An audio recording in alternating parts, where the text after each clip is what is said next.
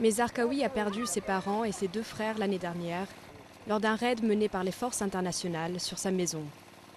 Cela s'est passé la nuit alors que toute sa famille dormait.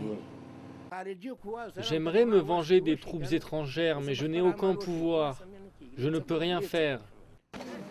L'histoire de Saïd et de son petit-fils illustre le lourd tribut payé par les civils dans le conflit afghan. Les forces internationales essaient tant bien que mal de limiter les bavures de ce genre, mais l'ennemi est invisible et se fond dans la population. Notre métier n'est pas facile. C'est essentiel que nous protégions les gens pour éviter que les civils soient tués. Nous avons amélioré nos techniques et nos procédures car notre but est de réduire le nombre des victimes parmi la population civile. Un nombre qui ne cesse d'augmenter.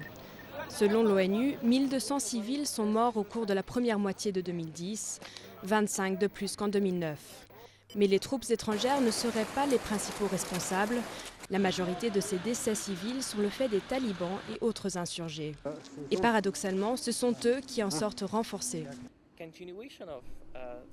Si des civils continuent de mourir, cela servira davantage les talibans que la coalition comme outil de propagande contre les forces internationales et contre le gouvernement afghan.